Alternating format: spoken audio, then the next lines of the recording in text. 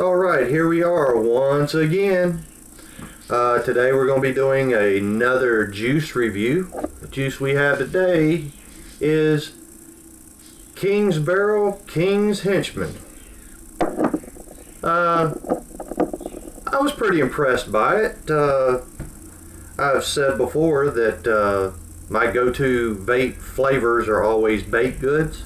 This stayed right in line with it. That one was actually given to me by a friend that suggested it. Said it was pretty good, but he wanted to trade, so I got it, and it wasn't bad. Now, when I first put it in my tank and I tried it, I remember, and you would have caught this had I been able to upload the video. Since that was like 3 weeks ago, I'll just let you know what I thought at the time.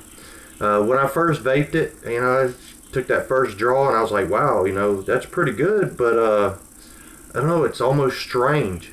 The term that I used was, it's almost like a Jiffy cornbread mix. Tastes like some kind of bread, but it's sweet. So a sweet type of bread of some kind. There's a wheat in it. There's something. I can't put my finger on it, but it is a good vape. And it stayed good all the way through. All the regular tests. It was at all the way down to 11 watts. It was good. As I went up, it got better. Around, I believe it was 17.3 watts, then it started taking on a different characteristic. The sweetness came forward a little bit, and I actually liked it better. When I looked it up to see what it actually was, it was a baked good, a slightly sweet baked good with a touch of malt, which fell right in line with what I tasted, and it was something I enjoyed. I mean, it was about half a bottle when I got it, and I ended up using up the bottle in about that half a bottle in about 2 days, and never lost any flavor, never got vape tongue. Stayed good from the first to the last.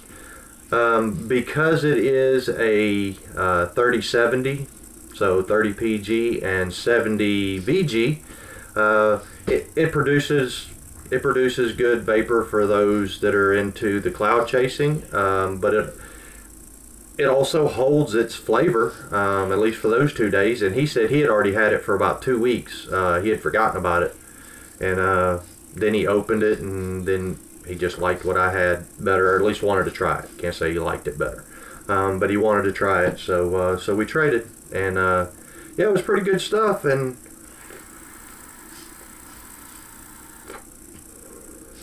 it's one that I would try again. I won't really say it's even, I don't even think it's in my top 10, but it's not terrible. It's not anything that I disliked. Just the malt kind of gives it, for me. I mean, other people may absolutely love it. My daughter said she liked it, but then my wife, she absolutely hated it. I mean, she took the first vape and started choking. Just, oh, that's terrible. It tastes like, how'd she put it? It tastes like liquor to me. It didn't taste nothing like liquor, but that's what she said. So I mean, that's something I've always said. I mean, they're different.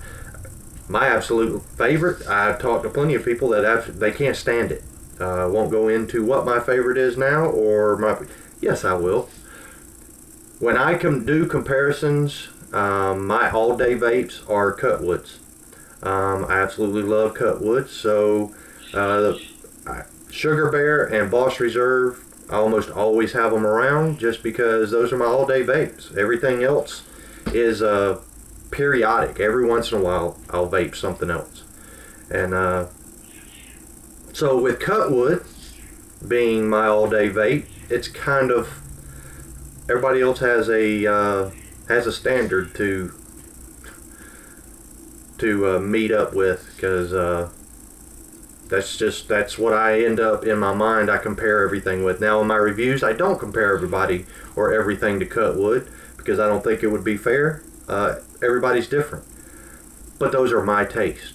That's the reason I'm getting into that. That's why I'm saying it, is because those are my taste. Your taste may be different. You may not even like cut wood at all. Having said that, going back to the King's Barrel, like I say, I don't think they're in my top 10, but I was expecting something a little more like an all-day vape. One problem with that is I had listened to the guy that I traded with. He was telling me how great it was, and he just wanted what I had a little bit more, so we traded. And it didn't meet up to the standards that I had set in my mind. However, it did hold up to something that I would probably try again. I wouldn't have any problems getting King Barrel and going out and purchasing it. And I don't have any problems recommending it.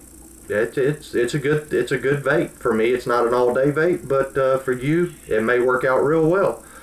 So with that, go over all the labeling real quick. Just jump through it. It does have the typical labeling, safety and warnings. It's clearly marked for nicotine. It's clearly marked for your size bottle. I did have the shrink wrap on it, and it does have the child resistant, maybe adult resistant, child resistant cap also. So there you go. That is King's Barrel, King's Henchmen. I'll get that a little bit closer so you can see what the label looks like. It's a pretty cool label. It's one of the better ones I've seen. I like it. So why don't you guys go out and get you some of that.